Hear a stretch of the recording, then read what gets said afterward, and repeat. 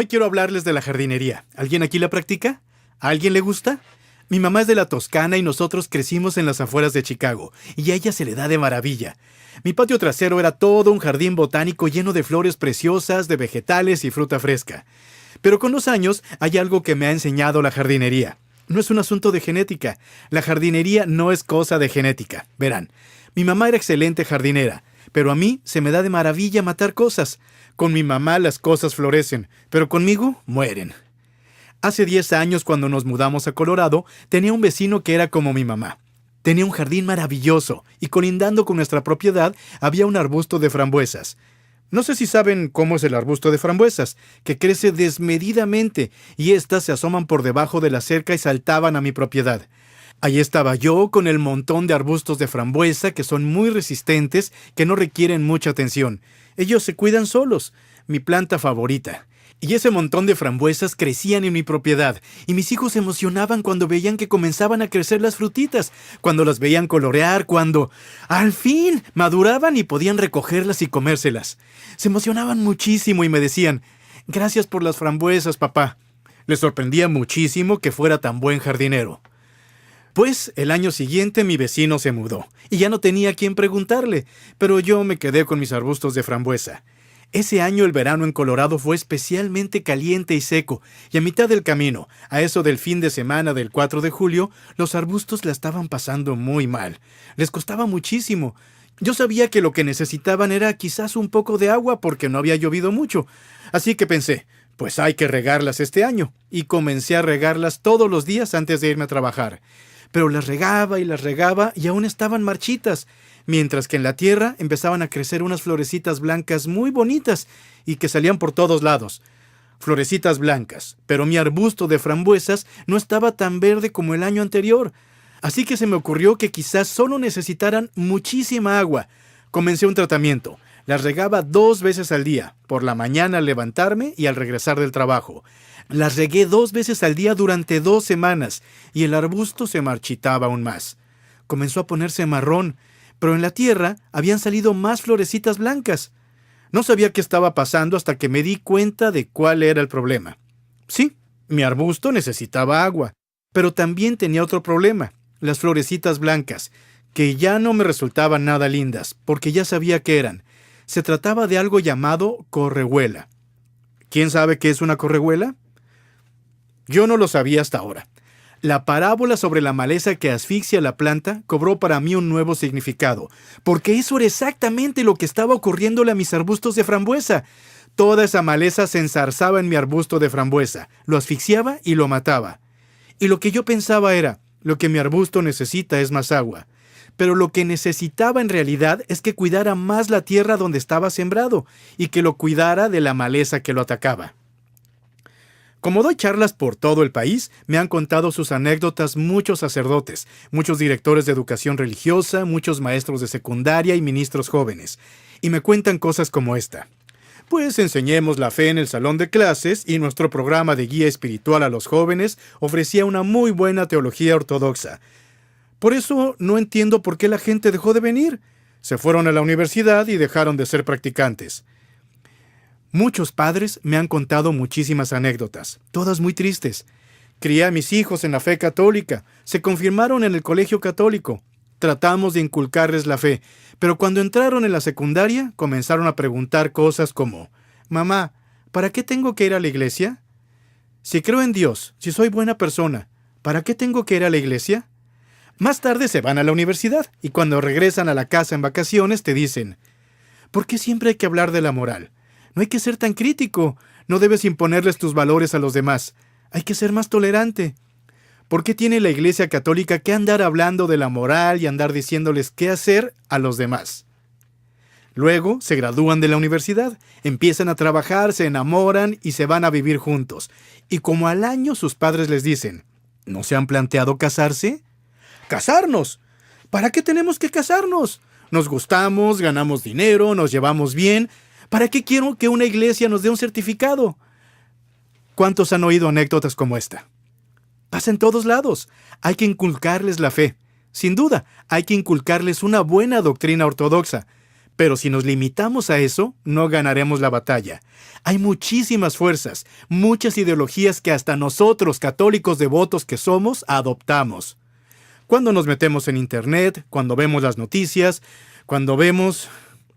Hay muchísimas ideas sobre el amor, sobre el matrimonio, sobre la vida y la moral que van en contra del Evangelio, y se nos enzarzan en la mente y se nos enzarzan en el corazón, como la maleza que asfixia y acaba con la fe. Si nos limitamos a recitar los hechos, que son 12 apóstoles, 10 mandamientos, 7 sacramentos y 3 personas en la Trinidad, y no hacemos nada más, la vida de la fe no tendrá ninguna oportunidad de crecer en el marasmo cultural que rodea a nuestro mundo relativista, materialista y secular. Hay que enseñar la fe, sin duda, eso es esencial, pero no hay que detenerse ahí. Y de eso se trata esta presentación, porque una de esas malezas de la cultura, una de las más fuertes, es algo que se llama el relativismo. Hablemos del relativismo. ¿De qué se trata? Es la idea de que la verdad no existe, de que la verdad no es real, que la objetividad no es real, que el bien y el mal no existen. Todo es personal y subjetivo. En otras palabras, tú puedes tener tu verdad y yo la mía. Pero no me impongas tu moral, porque no hay una verdad omnímoda. En el universo no existe el bien o el mal. Yo construyo mi propia moral. ¿Cómo podemos hablar de la moral en una cultura que ni siquiera cree en la verdad? Déjenme decirles que en los años que he pasado conversando con relativistas, me han enseñado que no basta con simplemente discutir con ellos. No va a servir de mucho, y por lo general no va a servir para nada, porque el relativismo no es una visión del mundo bien pensada, sino algo que la mayoría ha aceptado, algo que han dado por sentado, que han absorbido de la cultura, pero que no han pensado con cuidado. Es algo que se ha enraizado tanto en sus sentimientos, en su forma de vida, en la manera que viven, su forma de ver el mundo, que no podemos contentarnos con intentar darles una respuesta express. He visto que quien intenta decirles, así se desmiente el relativismo en 5 sencillos pasos. Y me van a disculpar, pero eso no da resultado en la mayoría de los casos, al menos en mi experiencia. Y yo he conversado con muchos párrocos y coordinadores de pastoral juvenil, entre otros, y todos me han dicho lo mismo. Es algo mucho más complicado, no como... Ya aprendimos sobre María el día de hoy, ¿verdad? No, no es. Vamos a explicar a María en la Biblia. Eso es fácil. Nos remitimos a las bodas de Caná, a Juan 19, a María en la cruz, o si hablamos de Pedro y el papado, Mateo 16. Es fácil. Eso es fácil de explicar. Pero el relativismo no se explica así. No hay un argumento de 3 pasos para contrarrestar una cosmovisión. Lo que quiero hacer con ustedes es darles unas claves para enfrentarse al relativismo moral con sus amigos, con sus colegas, con sus familiares relativistas, unas claves para que las tengan a la mano. No vayan a verlas como pruebas, como argumentos, sino como claves que pueden servirles en ciertas ocasiones. Claves que puedan tener en mente cuando conversen con sus amigos relativistas. Elementos que se asemejan más a nuestras actitudes y a nuestros comportamientos. Y también quiero compartir con ustedes ciertos parlamentos que pueden usar para dar pie a un debate más profundo sobre la moral, la vida y la verdad. Dicho esto, comencemos con la primera clave. Quiero darles la primera clave, que es la siguiente. La ley es amor. En el mundo de hoy, cuando las palabras leyes morales tienen acepciones muy negativas, hablar de leyes morales es como hablar de algo restrictivo. Que alguien nos diga qué hacer es como algo rígido y crítico. Tiene una connotación negativa y tenemos que cambiarlo. Hay que hacerle ver a la gente que la ley es amor. ¿Por qué establece Dios las leyes morales? Lamentablemente, hay muchos cristianos que piensan, pues, porque nos está poniendo a prueba. Las leyes son las pruebas por las que tenemos que pasar para ser buena persona y poder ir al cielo. Esa no es la razón por la que Dios nos impartió leyes morales. Lo hizo porque nos ama. ¿Por qué un buen padre establece normas en su casa? Como padre, me toca establecer varias normas en mi casa. Y quiero contarles una anécdota sobre Carl, uno de mis hijos. De bebé, cuando tenía como 13 meses, le gustaba montarse en las cosas, más que nuestros otros hijos. Se la pasaba montándose en todo. Agarraba la silla y se montaba encima. Luego arrimaba la silla, se montaba en la silla para luego montarse en la mesita. Luego arrimaba la silla para montarse sobre la cómoda, para montarse sobre el mostrador, para alcanzar los gabinetes.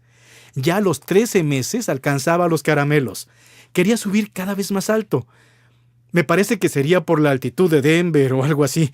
Y ese verano, cuando tenía 13 meses, estaba viendo jugar a sus hermanos en el patio donde tenemos una de esas áreas de juego grandes con columpios y barras. Los niños subían por la escalera de un lado, se columpiaban por las barras, se soltaban y volvían a subir por la escalera hacia las barras. Y él se quedaba viéndolos, observándolos. Y como era de esperar, un día Carl hizo lo mismo. Yo estaba en casa leyendo un libro cuando entraron sus hermanas. «¡Papá, papá! ¡Carl está atorado en las barras!» Me quedé frío, solté el libro y salí corriendo. En efecto, Carl estaba aferrándose con todas sus fuerzas a las barras con una mueca de terror en la cara. Su hermano mayor, Paul, estaba debajo de él sosteniéndolo para que no se cayera. Y yo tuve que salir corriendo a rescatar a mi hijo de 13 meses para que no muriera en las barras. Y tuve que establecer una nueva norma. Tuve que estipular un nuevo mandato. Carl, no te columpiarás de las barras. Ahora, ¿por qué le establecí esa prohibición? ¿Por qué querría controlarlo? ¿Por qué se me fueron los humos a la cabeza con mi bebé y quiero tener más control? ¡No! Esto es otra cosa. ¿O será que quiero ponerlo a prueba? No te columpies en las barras. ¿Por qué, papi? No me lo preguntes. Quiero ver si respetarás mi autoridad de padre. No, el buen padre no establece normas por esas razones. Lo hice porque amo a Carl y sé que si se columpia podría lastimarse. Tiene 13 meses. Por tanto, la norma nace de mi corazón, nace de mi amor por él. La ley nace del amor.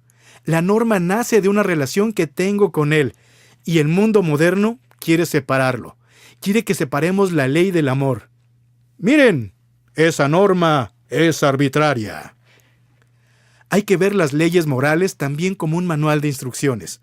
Uno compra la computadora que viene con un manual de instrucciones que puede decir algo como no operarse en el agua. Y algún idiota se mete a la piscina con la computadora. El fabricante sabe cómo funciona la computadora y quiere asegurarse que la usen como es debido para que puedan disfrutarla. Un amigo compró hace muchos años una de esas sillitas donde pones al bebé y se mece y hace cosas. ¿Saben a cuáles me refiero? A las de Fisher-Price. Metes al bebé en un aparatito que rebota y ellos rebotan con un montón de aparatitos para que jueguen. ¿Saben de cuáles estoy hablando, verdad? Y ella cuenta que había leído el manual de instrucciones. Me dijo, es graciosísimo, Ted. Dice cosas como, no utilizar en el agua. ¿Te imaginas que una mamá saque a Johnny a hacer esquí acuático en el ovni ejercitador? Esta es mi favorita, Ted. Dice algo como, no se use para deslizarse. Imagínense a Johnny tan chiquitico bajando por la ladera. Pero ¿se imaginan que yo comprara uno de esos y al leer el manual de instrucciones dijera, Fisher-Price, no usar en el agua, no usar para deslizarse? Fisher-Price, ¿quién te has creído para decirme qué hacer con mi ovni ejercitador? Este aparato es mío y yo puedo hacer con él lo que se me antoje. No me andes imponiendo tus ideas de qué hacer con él. ¿Tengo la libertad de sacar a mi hijo a hacer esquí acuático con él si me da la gana? Si lo hago, lo más seguro es que lo mate. Lo mismo sucede con las leyes morales. ¿Tenemos la libertad de romper las leyes de Dios? Claro, pero al hacerlo, lo que hacemos es hacernos daño a nosotros mismos y a los demás. Verán, Dios es como un fabricante divino. Él nos creó, Él conoce nuestro funcionamiento. Él sabe que si hacemos ciertas cosas con nuestras vidas, alcanzaremos la felicidad. Pero que si hacemos con ella otras cosas, no seremos felices, que más bien acabaremos frustrados y que acabaremos causando frustración a los demás. Es por esto que el Salmo 1:19 de la Biblia alaba al Señor por las leyes. Se lo agradece muchísimo. Dice, la ley, tu palabra, oh Señor, es una lámpara a mis pies, la luz de mi camino. Es liberador, es algo excelente. Cuando converso con nuestros amigos relativistas de lo que sea, me da igual cuál sea el tema en particular, pero enseguida hablo del amor. Que la conversación se enfoque rápidamente en el amor. Hay que hacer muchas cosas más, pero esto es lo más crucial. Esto lo aprendí muy bien el año pasado. Venía en un vuelo de regreso de la costa este a Denver y en el avión otro pasajero que abordaba pasó el asiento donde yo estaba sentado y se detuvo antes de devolverse y preguntarme, «Disculpe, señor, ¿es usted Edward City?» Y yo le respondí, «Soy yo». Y él me dice, ¡caray! ¡Qué gusto conocerlo! He visto Símbolo en el programa de EWTN del canal católico de cable y he aprendido muchísimo sobre el cristianismo y la Biblia y Jesús. Es fascinante. Todas las semanas estoy deseoso de ver el programa. Ni siquiera soy católico, soy metodista, pero he aprendido muchísimo. Le tengo muchísimas preguntas sobre la fe católica. Y ahora, aquí lo tengo. ¿Podríamos conversar cuando hayamos despegado? Y le respondí, ¡claro! Y cuando se va, pienso, ¡ay, me voy a divertir mucho! Seguramente tendrá preguntas sobre temas sencillos como la confesión. Muy bien, no hay problema. Juan 20, fácil. A lo mejor tiene alguna pregunta sobre el papado. Mateo 19. Sumamente. Me divertiré muchísimo. Pues, se acerca cuando nos estabilizamos a 11,000 metros de altura y me toca el hombro y comenzamos a mantener una conversación teológica de pie en el pasillo. Y nos rodean un montón de personas leyendo sus libros y sus periódicos y revisando sus laptops sin prestarle la más mínima atención a este debate teológico a 11,000 metros de altura. Hasta que mi amigo dijo lo siguiente. ¿Cuándo piensa la Iglesia Católica actualizar sus enseñanzas sobre la sexualidad? Ah, para eso sí que no estaba preparado. De repente, cada persona en el avión baja su material de lectura para ver qué le responderé. Yo mismo estaba debatiéndome sobre cómo responder, pero no tuve tiempo de responderle porque seguía hablando y decía, porque sabrás que las demás confesiones cristianas ya las actualizaron, ya se pusieron al día con la modernidad, hay que recurrir a lo humano. Hablamos del deseo humano. No necesitamos que nadie lo regule. La gente debería tener la libertad de expresarse. Esta es una herencia de la Edad Media. No hay que imponerles estas normas a los demás. Hay que sacar la teología del dormitorio. Y no dejaba de hablar. Hablaba con amabilidad, fue muy amable y me sonreía, pero hablaba con intensidad y tenacidad. Así que yo lo interrumpí diciendo, disculpe, ¿sabe usted por qué la Iglesia Católica enseña lo que enseña sobre la sexualidad? ¿Y por qué siempre mantendrá las mismas enseñanzas sobre la sexualidad? Porque la Iglesia Católica ama a la gente. Eso no se lo esperaba. Y le digo, ¿usted trabaja con la juventud? Porque yo sí. Yo trabajo con miles y miles de estudiantes universitarios y adultos jóvenes de todo el país. Y ellos conocen muy bien estas ideas que usted defiende, las ideas de la revolución sexual. Esta es una corriente dominante en la cultura. Con ella se criaron. Ellos ya han experimentado con el sexo casual y con las relaciones abiertas y la cultura del sexo de una noche. Es parte de su vida. Pero, ¿saben qué es lo que me cuentan? Si son sinceros, se me acercan después de decirme que no les da resultado. Me describen su sufrimiento y el dolor que han vivido, la inseguridad que permea sus relaciones. Me hablan de las heridas, de los miedos, de la angustia de no saber si llegarán a encontrar el amor verdadero. ¿Es esto lo que queremos para la próxima generación? ¿Acaso no los amamos?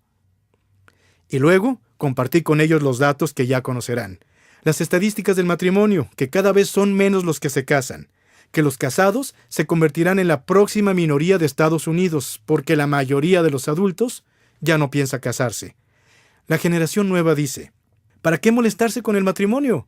Nos queremos, somos amigos, tenemos buenos trabajos y vivimos juntos. ¿Por qué quiero que alguna iglesia me dé un certificado? Y por eso, cada vez son menos los que se toman la molestia de casarse.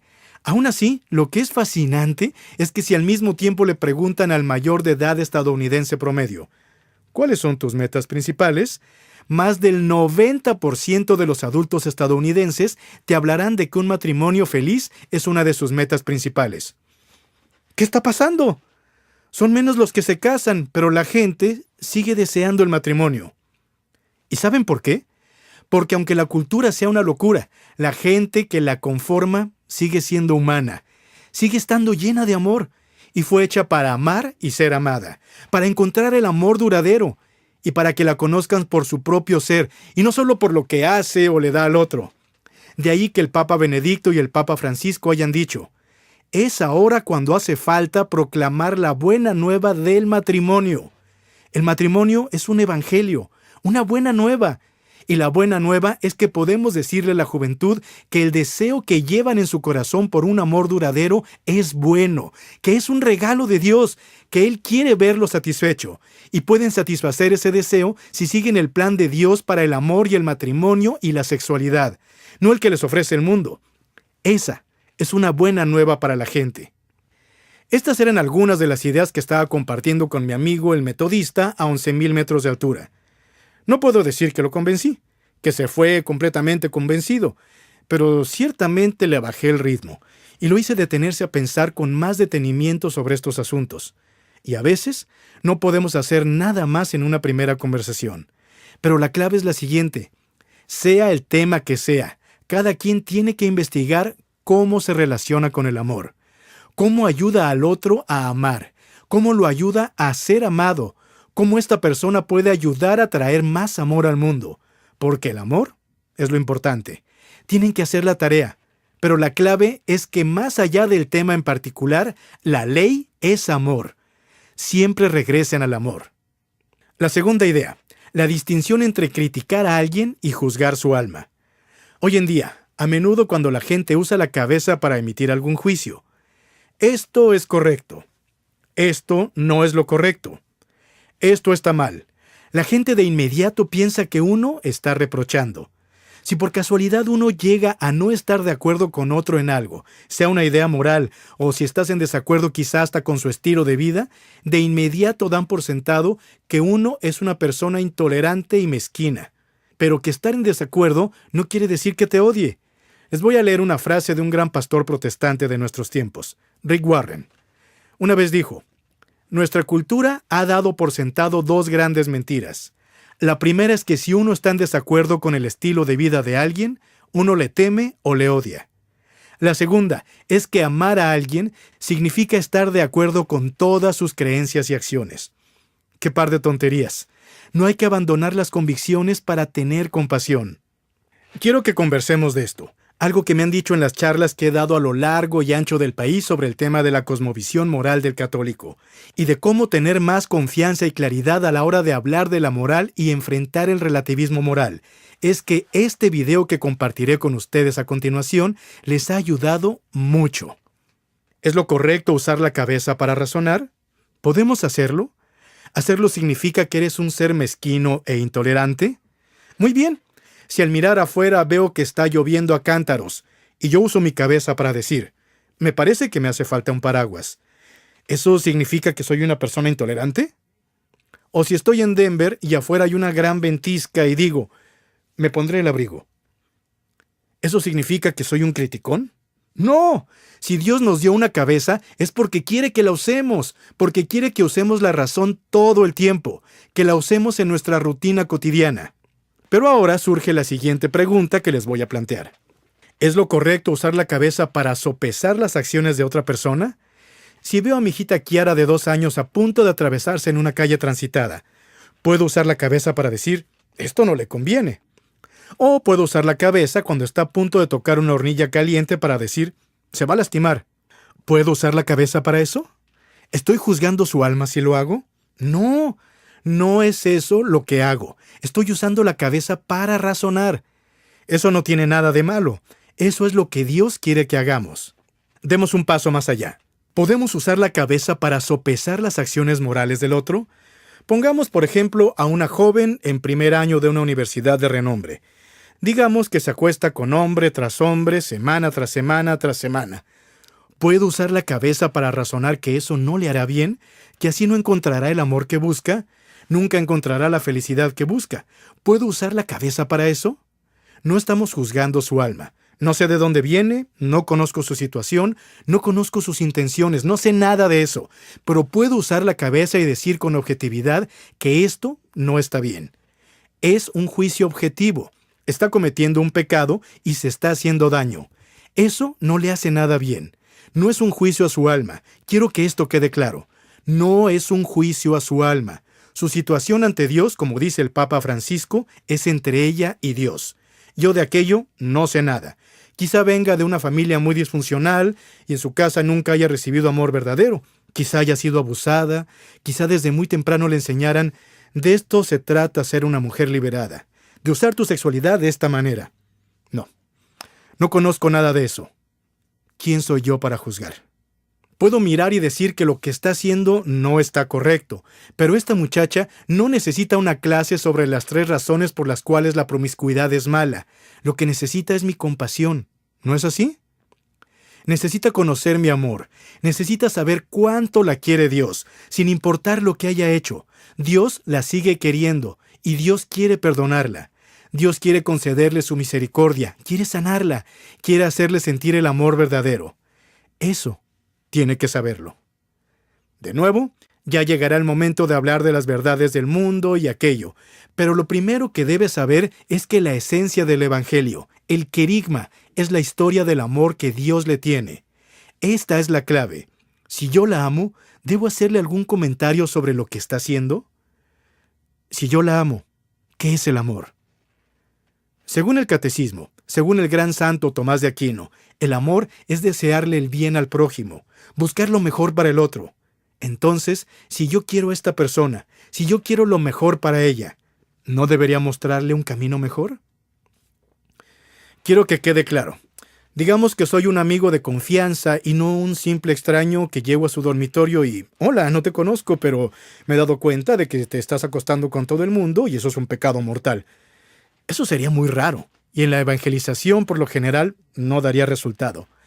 Pero digamos que soy un amigo muy cercano o un familiar y que tenemos una relación de confianza. En ese caso, es mi responsabilidad decirle algo. Tengo que hacerlo con prudencia, en el momento y de la manera adecuados. Eso apoyado con mucha oración y ayuno, con mucha delicadeza y compasión y humildad, reconociendo, yo soy un desastre, todos lo somos, todos tenemos una alma herida. No te estoy diciendo que sea mejor que tú ni nada por el estilo, pero me di cuenta de esto y quiero que seas feliz. Hay que compartir algo, ¿verdad? Si la quiero de verdad, ¿debo evitar decirle algo? ¿Eso es amor? Imagínense que saliera y viera a Carl con sus 13 meses aferrado a las barras y le digo, pues sí, eso es lo tuyo. Yo no haría eso con 13 meses, pero si tú quieres hacerlo, no hay problema. No quiero imponerte mi visión, no quiero hacerte reproches. Voy a actuar con tolerancia. Eso no es amor. Si veo a mi hija Kiara a punto de meter la mano en la hornilla, de nuevo, yo que tú no lo haría, pero pues no quiero. Eso no es amor. Pero ahí es exactamente donde nos lleva el relativismo, a la división. El relativismo nos impide amarnos de verdad los unos a los otros y nos impide ayudarnos a mejorar por el temor a decir algo. Quiero que quede claro.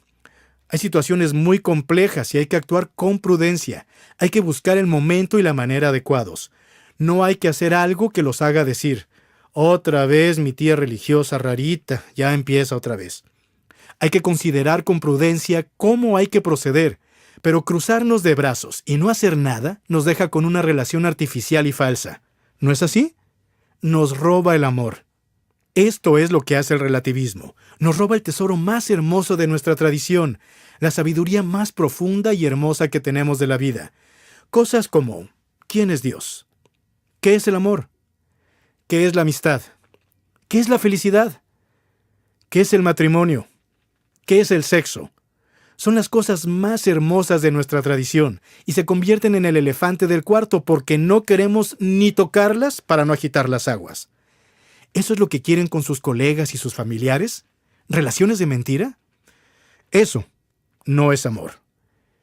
Imagínense que uno dijera, Edward Sri, vi su conferencia y recuerdo lo que dijo sobre la familia.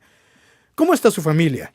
Y que yo dijera, mi matrimonio está fenomenal, la relación con mis hijos está estupenda, coexistimos, nos toleramos, sí, no nos hemos matado, no nos mentimos, no nos golpeamos, coexistimos. No. Dios nos concedió un deseo más grande, un deseo de no conformarnos con vivir en la civilización de la tolerancia. Queríamos construir lo que Juan Pablo II llamaba la civilización del amor. ¿Están dispuestos a formar parte de ese movimiento? Entonces, consideren a través de la oración dónde Dios les pide que compartan su amor y su verdad en sus vidas. Razonar no significa que estamos juzgando el alma de nadie. Hay una diferencia importante. Yo no puedo juzgar el alma de nadie. Eso es exclusivamente entre ellos y Dios. Y en muchísimos casos, estas personas requieren nuestra clemencia, nuestra compasión y nuestra amabilidad. Pero si de verdad los queremos y llegamos a la conclusión de que algo no les hace bien, no decirles nada no es amor. Tercera idea. Ya hemos dicho que la ley es amor. La segunda idea era razonar no equivale a condenar a nadie. La tercera idea es que el relativismo no es un valor neutral. ¿A qué me refiero? Muchas veces el relativismo se presenta como: esta es la visión abierta. Nadie tiene razón, nadie está equivocado, los reunimos a todos para que puedan expresarse como quieran. Y eso lo hace parecer neutral, como si quisieran convertirse en la Suiza de la moral. Pero ese no es el caso. El relativismo ya es de por sí un punto de vista específico, ya es una cierta perspectiva de vida, una perspectiva que se nos está imponiendo. Hay una idea muy importante que el Papa Benedicto planteó. Hay varias ideas del Papa Benedicto que quiero compartir con ustedes. Cuando fue cardenal, escribió: mientras más se acepte el relativismo como una forma de pensar, más incurre en la intolerancia y se convierte en un nuevo dogmatismo que se erige como la única forma de pensar y hablar. Esto es, si uno desea mantenerse con los tiempos. La fidelidad a los valores tradicionales y al conocimiento en que se basan se concibe como intolerancia, y el relativismo se convierte en la norma requerida. Se convierte en lo estándar, en lo que es de facto. Claro, el bien y el mal real no existen. Claro, el relativismo es una forma de ver la vida, y quien se aleje de esa norma recibirá un coscorrón por atreverse a decir: me parece que el aborto está mal. Recibirás un golpe en la mano. No seas tan criticón. Si dices: me parece que el sexo premarital está mal, recibirás un golpe en la mano. No seas tan intolerante ni tan puritano. Cualquiera con algo de convicción acabará marginado. Esa es la nueva intolerancia. El Papa Benedicto dice: es vital que nos opongamos a esta imposición que amenaza la libertad de pensamiento y de religión. El relativismo es la nueva denominación que restringe la convicción religiosa y busca subordinar todas las religiones a su superdogma. Eso es lo que tenemos que comprender. Eso es lo que hay que enseñarles a nuestros amigos. Tenemos que resistir con amabilidad, pero con mucho amor y convicción. ¿A qué me refiero? Les contaré una anécdota. Había una vez una muchacha que venía de una buena familia católica y que se fue a estudiar en una universidad estatal importante. Ella estaba en uno de nuestros grupos juveniles. Cuando llegó al campus, quiso encontrar el Centro Newman y cuando lo encontró, comenzó a ir a misa. Y participaba en las actividades del centro. Durante su primer año, comenzó a ver clases de ciencias políticas, donde el profesor les realizó una encuesta a todos los estudiantes sobre sus creencias políticas y religiosas y cómo se intersectan a veces. Luego de la clase, cuando salía uno de sus amigos, se le acerca y le dice: ¿qué respondiste a la pregunta sobre el matrimonio homosexual? Y ella dijo: respondí que estaba en contra. Y él dijo riendo: yo respondí que estaba a favor.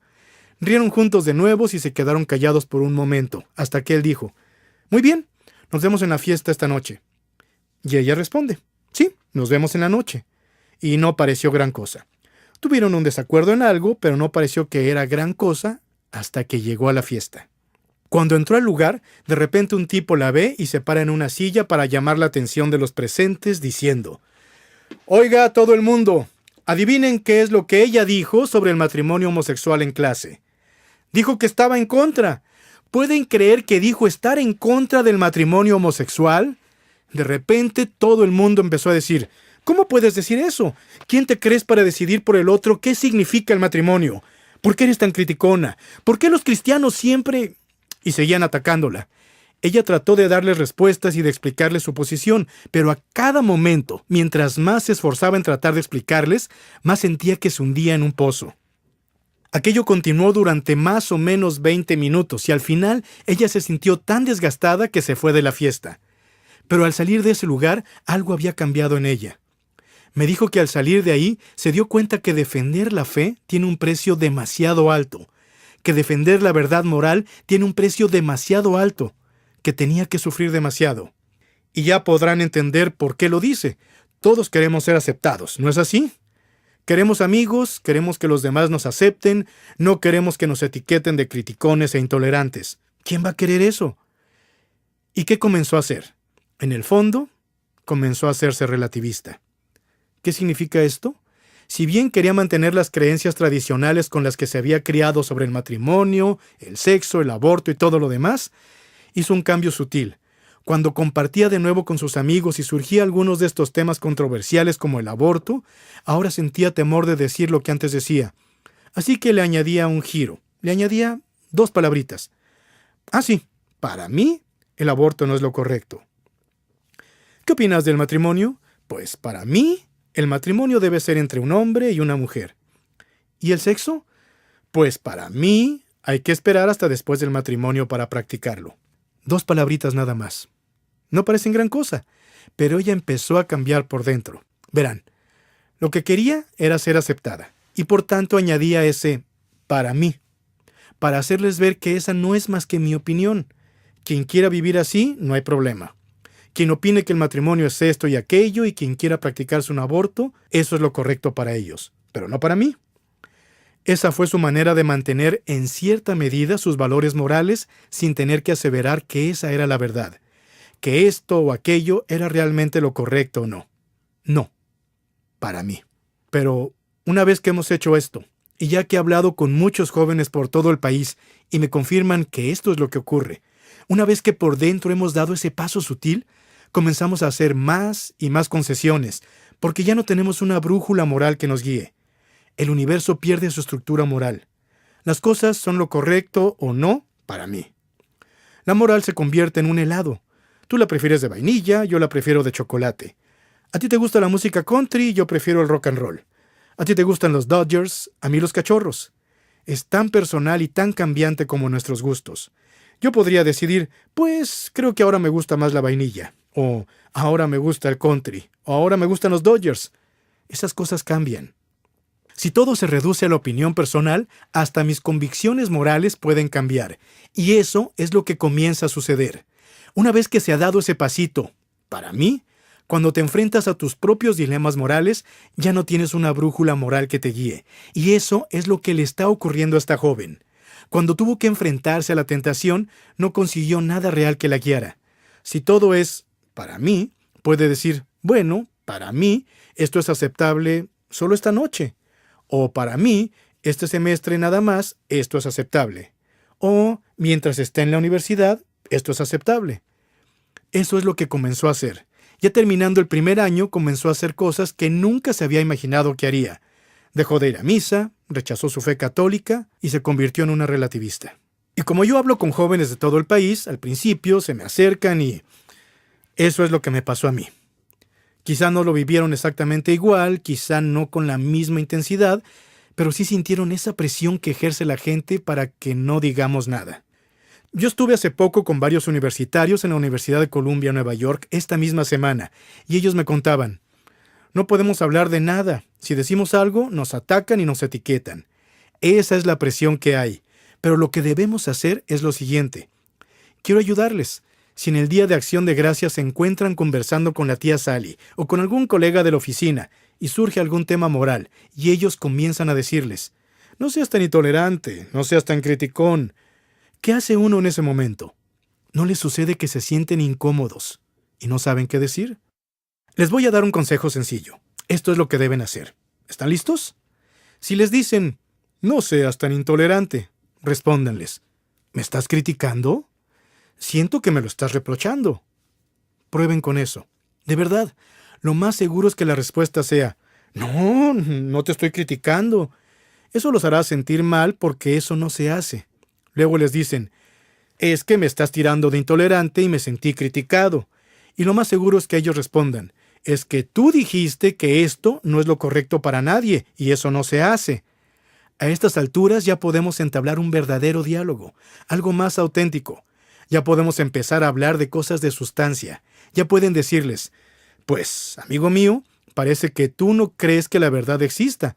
Parece que crees en el relativismo, en que no existe ni el bien ni el mal, y yo no estoy de acuerdo contigo, pero tú eres libre de creerlo.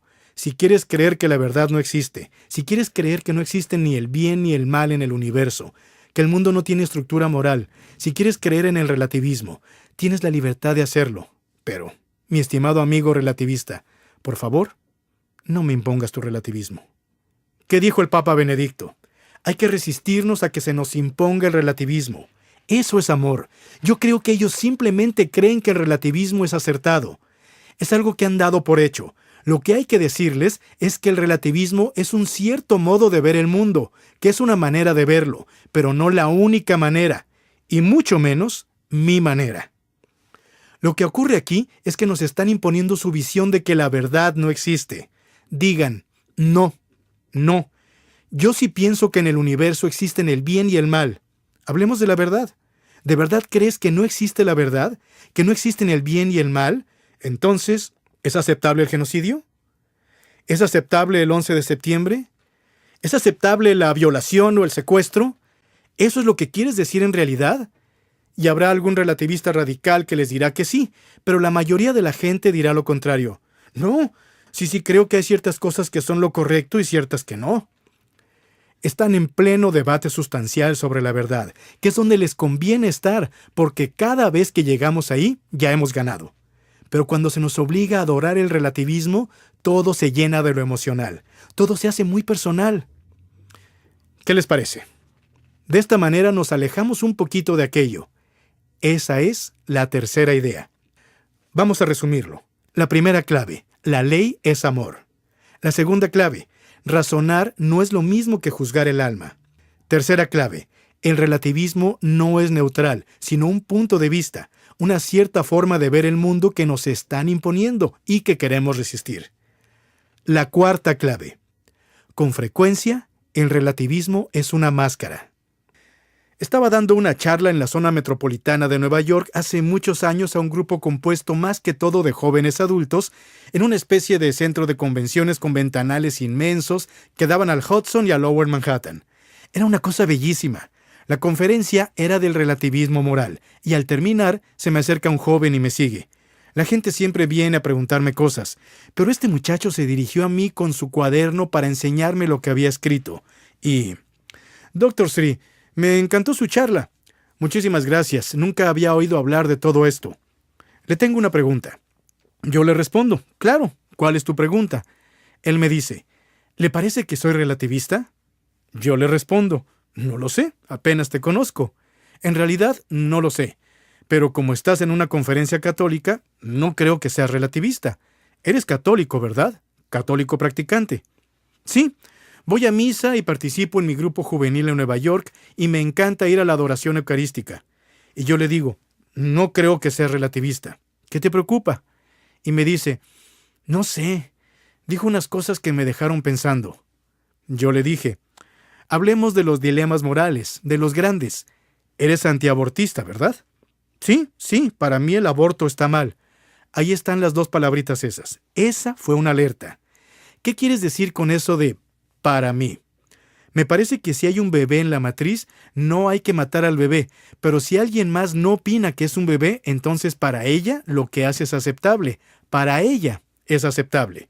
Lo miré y le dije, sí, eres relativista. Me ha quedado claro. Pero luego regresó y empecé a discutir con él del tema. O es un bebé de verdad o no lo es. Mi opinión, ni la de nadie más, no lo transforma en bebé o en algo más. Y si él se empeñaba en no aceptarlo, bueno, si alguien piensa de esa manera, no está haciendo nada malo, le respondí. Vaya, muy bien. Podría probar con otro ángulo y le dije, muy bien. Dijiste que te gusta la adoración eucarística. Me encanta. Entonces, ¿crees en la presencia de Jesús en la Eucaristía? Sí. Bueno, si entra alguien y profana las hostias en la capilla, eso estaría muy mal, ¿verdad? Y dijo, para mí, eso estaría muy mal. Para mí. ¿Qué quieres decir? Porque si el otro no cree en la Eucaristía, si el otro viene de otra tradición religiosa, para ellos la profanación no es tal. Ellos lo ven como un simple pedazo de pan. Pues, o es Jesús consagrado o no lo es. Y estuvimos discutiendo al respecto y él no quería aceptarlo. Al final simplemente le dije, muy bien, mira Lower Manhattan al otro lado del río. Hace algunos años, ahí había un par de edificios.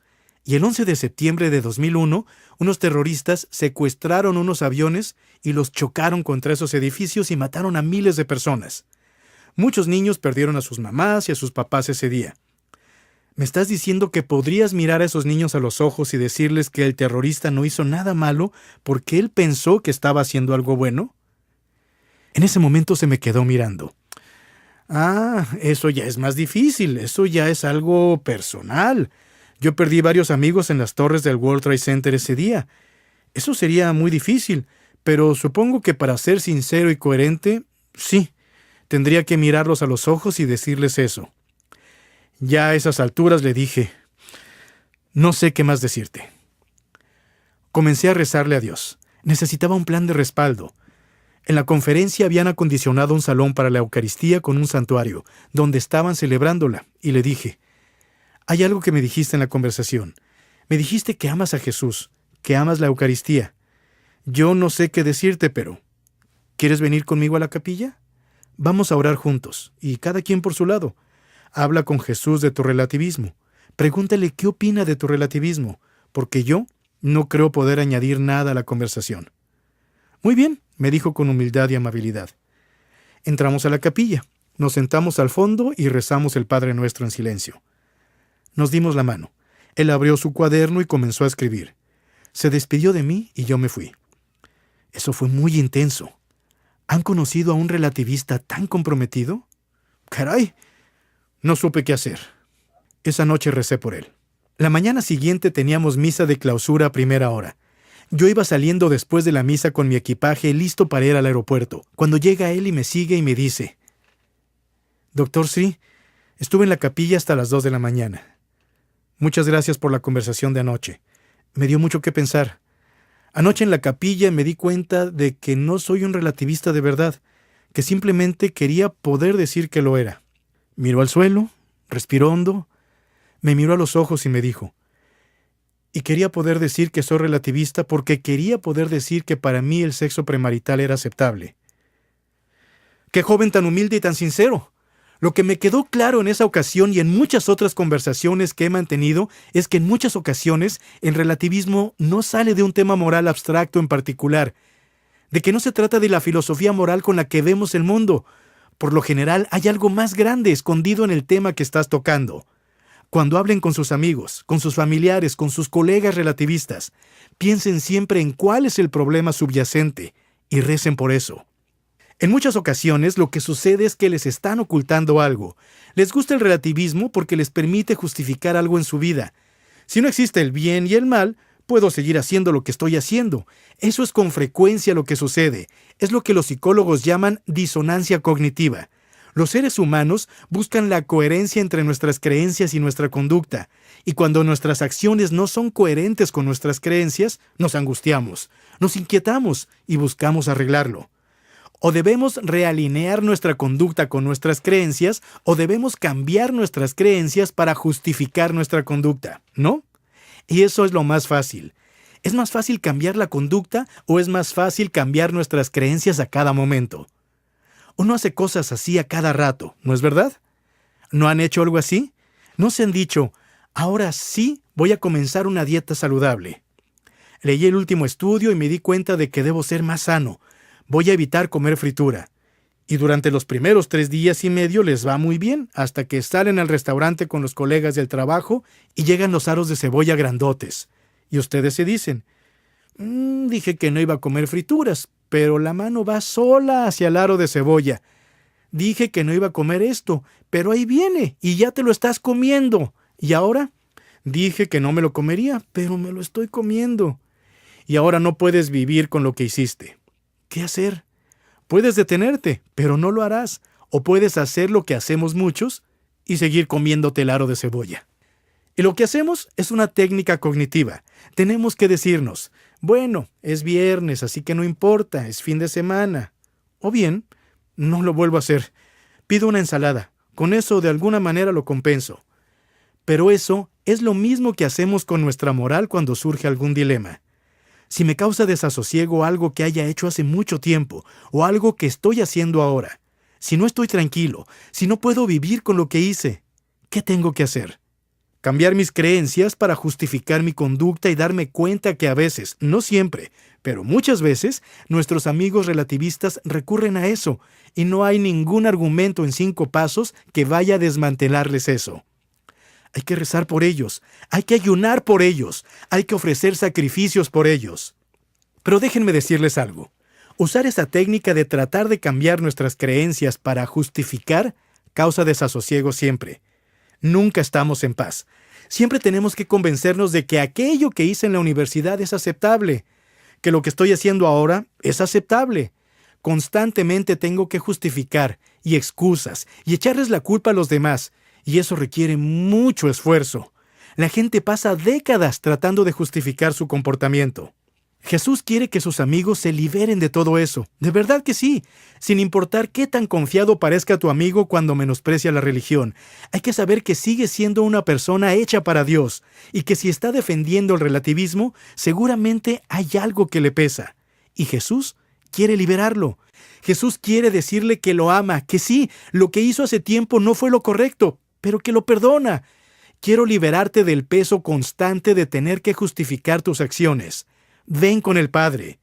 Vamos a darles ese regalo. Sepan que cuando hablan con su amigo, lo importante no es el tema que están tratando. Cuando les digan, no seas tan intolerante con los demás, lo que les están diciendo en pocas palabras es, no seas intolerante con mi pecado. Muy bien. La ley es amor. Razonar no implica juzgar el alma de nadie. El relativismo no es neutral. El relativismo es con frecuencia una máscara. Nuestra quinta clave para enfrentar a nuestros amigos relativistas es hablar de la libertad. ¿Qué es la libertad de verdad? El concepto moderno de la libertad está muy equivocado. El concepto clásico de la libertad, lo que un teólogo moral tomista llamado Servais Pincaers llama libertad para la excelencia, dice que es la capacidad de actuar con calidad. Este es el concepto clásico de libertad. Si yo les diera un violín, ¿serían capaces de tocarme un concierto para violín de Vivaldi? Si les trajera un piano Steinway, ¿serían capaces de tocarme un concierto de Mozart? Para tener la destreza de un violinista, de un chelista o de un pianista, hay que haber entrenado bastante, hay que haber practicado mucho, hay que haber tenido buenos profesores, hay que ser buenos. Pero por lo general, si se lo diera y no tuvieran ningún tipo de entrenamiento, ¿tendrían la libertad de tocar bien el instrumento? Tendrían la libertad de hacer bastante ruido. Lo mismo pasa con... ¿Cuántos aquí hablan ruso? ¿Tienen la libertad de hablar ruso en Estados Unidos? La policía no vendrá y les prohibirá hablar ruso, pero a menos que lo hayan estudiado, a menos que hayan vivido un tiempo en Rusia o conversado con algún ruso, no van a tener la destreza para hablar ruso con fluidez. Con la vida pasa lo mismo. ¿Quién de ustedes quiere ser un buen amigo? ¿Quién de ustedes quiere, si están solteros, ser un buen novio o novia para la persona con quien salen? Para quienes están casados, ¿quién quiere ser buen esposo o esposa, o buen padre o buena madre? Para hacerlo, no bastan las intenciones. Si quieren ser realmente libres para hacer todo esto, hay que tener la virtud, la destreza de vida para poder vivir bien esas relaciones. Un ejemplo que puedo darles es el siguiente. Si les dijera que me encanta volar, que me encanta viajar en avión, que me encanta mirar por una ventana a 11,000 metros de altura y que me encanta estar sobre las nubes. Si les dijera que me apasiona volar y oigo que me dicen que necesitan regresarse en avión hoy al Medio Oeste y les digo, alquilemos un avión y yo lo vuelo. Yo estaré en la cabina porque me emociona muchísimo volar un avión. Ustedes me dirán, ya va, ni en broma, no lo haré. No tengo la destreza para pilotear, no puedo hacerlo. No tengo la libertad de hacerlo. Lo mismo sucede con... Mi papá era cirujano, y yo crecí con los libros de anatomía que él me mostraba y con las visitas al hospital a conocer sus pacientes. Les tengo muchísimo respeto a los cirujanos. Digamos que me apasiona la cirugía y me dicen que necesitan una operación y yo les digo, a mí me encanta la cirugía, me apasiona la cirugía y te tengo mucho aprecio. Ven acá, yo te hago la operación. ¿Se acostarían en la camilla y me dejarían operarlos? Yo soy doctor, pero en otra cosa. Es sentido común, ¿verdad? No se meterían en un avión con alguien que no tiene la destreza para pilotear, ni se dejarían operar por alguien que no tiene las destrezas de un cirujano. Sin embargo, ¿cuánta gente se mete en amistades, en relaciones de negocios, en relaciones románticas, en matrimonios, sin hacerse ninguna pregunta sobre la virtud? ¡Ay, nos queremos mucho! Algo me dice que nos irá muy bien. No. Tienes que preguntarte si la persona tiene la virtud de la prudencia, de la valentía, del autocontrol y de la generosidad. En otras palabras, si no soy generoso, no me será fácil actuar con generosidad. Voy a actuar con egoísmo y te haré daño. Si no soy moderado, si no tengo autocontrol, y eso se aplica a la castidad, a la sobriedad. El autocontrol se aplica a... ¿Por qué tengo que andar pegado al teléfono? ¿Siempre voy a actuar así? Porque si pienso actuar así siempre, no voy a ser capaz de pensar en el otro y en hacer sacrificios por el otro. Si no tengo autocontrol, voy a perder el control de las cosas y te voy a hacer daño. Si no soy valiente, haré cosas de cobarde y te decepcionaré. Si no tengo la virtud de la prudencia, y aquí pensamos en cosas al principio y al final, cometeré imprudencias que acarrearán consecuencias para ti y para los niños. Hay que preguntarnos sobre la virtud. La virtud nos concede la libertad de amar hasta donde haya virtud. Siempre que haya virtud puedo amarte, pero lamentablemente, si carezco de virtudes, no tendré la libertad de amar por más aprecio que te tenga, por más que quiera amarte con sinceridad. No voy a poder. Este es el concepto clásico de la libertad para la excelencia. Para ofrecerle mi vida a Dios y a los demás, tengo que tener virtudes. El concepto moderno de la libertad es lo que el gran teólogo dominicano Pinckaers conoce como libertad para la indiferencia. No importa qué decida, lo importante es estar libre de cualquier limitación externa del gobierno o de la iglesia, o de que los demás me digan qué hacer. Este es el concepto moderno de la libertad. Tengo opciones para decidir.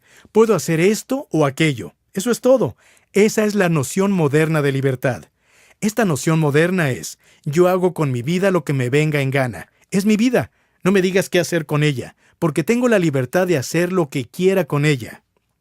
Ahora, ¿es algo bueno que no tengamos un gobierno totalitario? Claro que sí, pero la pregunta importante no se limita a ¿tenemos la libertad de decidir? O sea, espero que todos tengamos eso, que es algo bueno, pero la pregunta trascendental es ¿qué voy a hacer con esa libertad? ¿Qué decisiones pienso tomar? Esta es la pregunta que el relativismo nunca responde, porque en el mundo el concepto moderno de la libertad se centra en mi vida. Presten atención al lenguaje que se usa. Tengo la libertad de hacer lo que quiera con mi vida. No me digas qué hacer con mi vida. ¿Se dan cuenta de lo egocéntrico que es? Por eso es que San Juan Pablo II dijo que el concepto moderno de libertad es un concepto egocéntrico. Pero la clave es la siguiente. Si soy el tipo de persona que hace lo que quiere, cuando quiere y cómo quiere, ¿soy realmente libre? Soy en realidad un esclavo de mis deseos egoístas, de mi comodidad, de mis intereses, de mi búsqueda del placer. No soy libre si siempre hago lo que quiero. Por eso necesito la virtud, y para vivir y ofrecer mi vida a los demás. Tenemos que ser una representación de ese concepto de libertad. Y el concepto clásico de libertad, el entrenar a la gente en la virtud, es algo que se le ha robado a la próxima generación.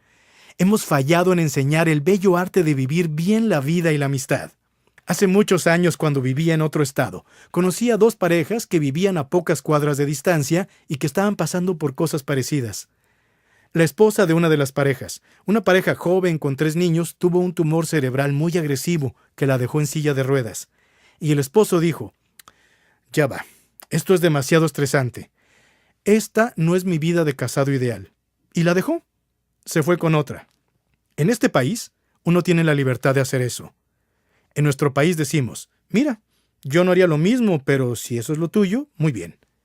Aquí celebramos la libertad de hacer lo que uno quiera con su vida.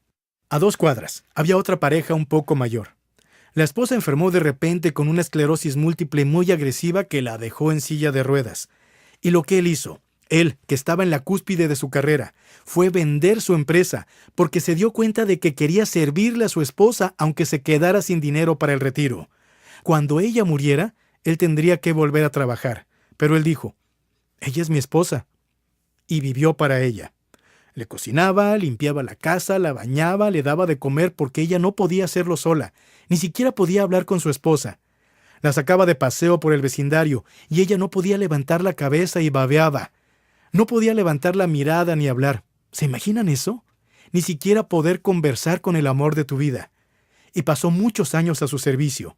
Nuestra cultura dice que nadie es mejor que otro, que hagamos lo que queramos. En la primera pareja, el esposo tomó su decisión y hay que celebrarla. Hay que llegar a comprender bien la verdadera libertad. Una libertad que nace de la virtud y de nuestro compromiso con los demás para poder amar. La libertad de amar. Mientras que el concepto moderno de libertad nos lleva al egoísmo. Lo fomenta. Nos separa de los demás como destruyó esa vida en familia. De eso se trata el concepto que tiene nuestra cultura de la libertad. Lo último que quiero darles, la última idea es: lideren con misericordia. Cuando hablemos con nuestros amigos, tenemos que ver a la persona, no el tema moral del que hablamos.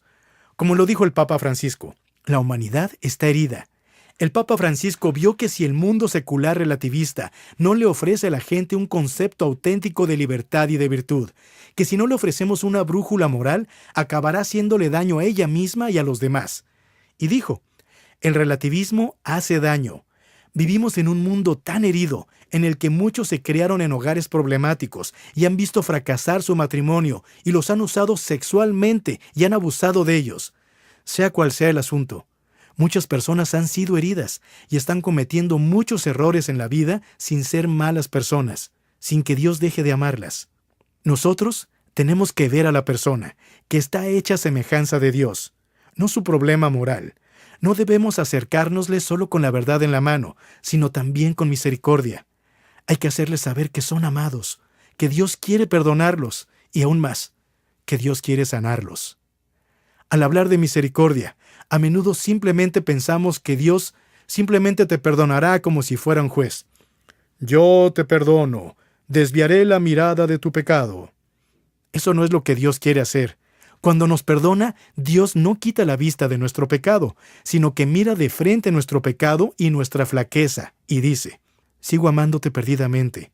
Vine a morir por ti, y lo haría de nuevo.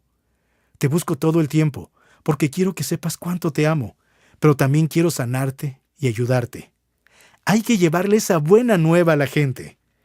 Yo he oído muchas cosas sobre la pornografía, pero imagínense que se me acercara un grupo de universitarios y les diera una charla diciéndoles: chicos, ya sé qué es lo que han estado viendo.